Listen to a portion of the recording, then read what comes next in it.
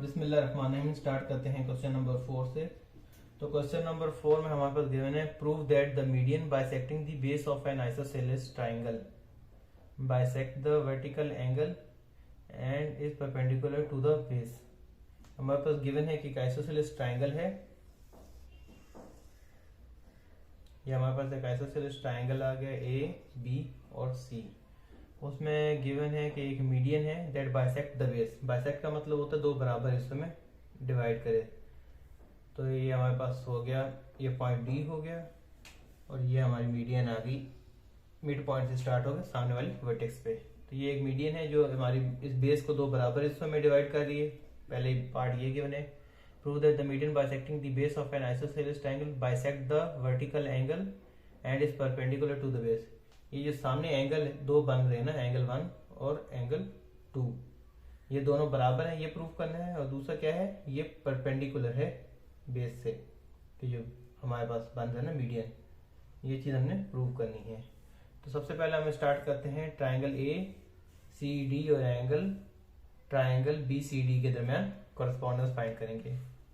और ये हमारे पास क्या गिवन था, एक आइसोसेलेस ट्राइंगल। तो आइसोसेलेस ट्राइंगल क्या है, ये सामने वाले साइड्स इक्वल हैं और इनके अपोजिट एंगल भी इक्वल होंगे। तो स्टार्ट करते हैं इन दोनों ट्राइंगल के करस्पॉन्डेंस से। तो in triangle correspondence between triangle A C D और दूसरा क्या है बी सी डी ट्राइंगल, इन दोनों के दरमियान हम करस्पॉन्डेंस फाइंड करेंगे। तो पहला पॉइंट इनमें क्या हो गया, angle A is congruent to angle B. तो पहला पॉइंट हमारे पास क्या हो गया, side C D is congruent to side C D, क्योंकि ये दोनों ट्राइंगल में कॉमन है, कॉमन या आइडेंटिटी कॉन्ग्रुएंस, आइडेंटिटी कॉन्ग्रुएंस। दूसरा पॉइंट हमारे पास क्या आ गया, दूसरा पॉइंट हमारे पास ये है कि जो एंगल ए है वो एंगल बी के कॉन्ग्रुएंट है, angle A is congruent to angle B. क्यों, क्योंकि ये है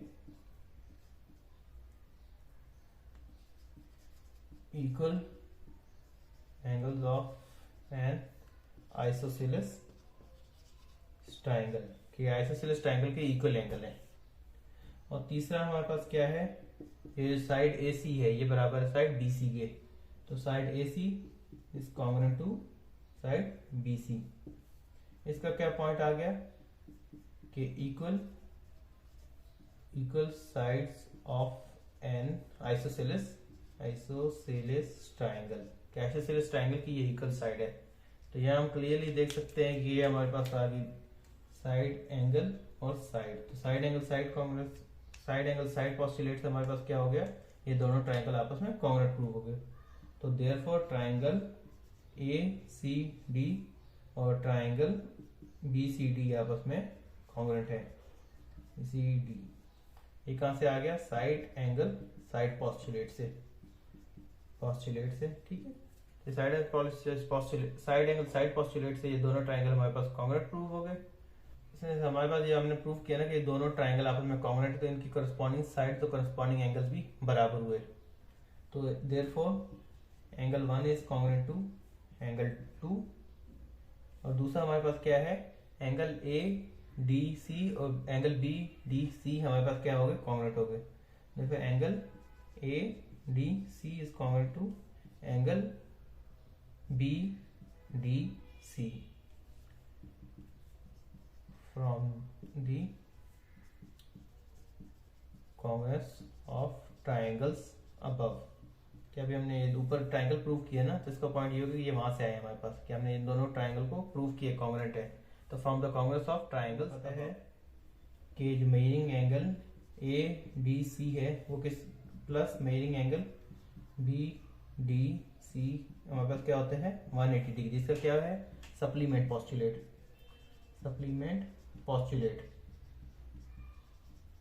ये हमारे पास आता है सप्लीमेंट पोस्टुलेट का क्या मतलब है कि दो एंगल का सम हमारे पास 180 डिग्री है। जैसे हम देख सकते हैं कि ये लाइन ए बी है, स्ट्रेट लाइन का हमारे पास क्या एंगल होता है 180 डिग्री, और लाइन सी डी इसको किस में डिवाइड कर रही है, दो हिस्सों में, दो एंगल्स में, एंगल 1 और एंगल 2। एक एंगल हमारे पास क्या आ गया, एंगल ए डी सी, और दूसरा एंगल हमारे पास क्या आ गया, एंगल बी डी सी। ये दोनों एंगल मिलके हमारे पास क्या बना रहे हैं, 180 डिग्री। तो जो दो एंगल इनका सम हमारे पास 180 डिग्री, इनको हम क्या कहते हैं, सप्लीमेंट्री एंगल।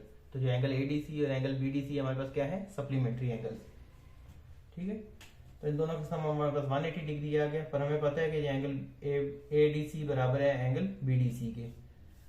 तो हम बीडीसी की जगह हम एंगल एडीसी की वैल्यू पुट कर देंगे, तो ये हमारे पास आ जाएगा meaning angle A D C plus meaning angle A D C equals to 180 degree. यहाँ आ गया two meaning angle A D C equals to 180 degree, और meaning angle A D C equals to 180 divided by 2 हमारे पास क्या आ गया, 90 degree.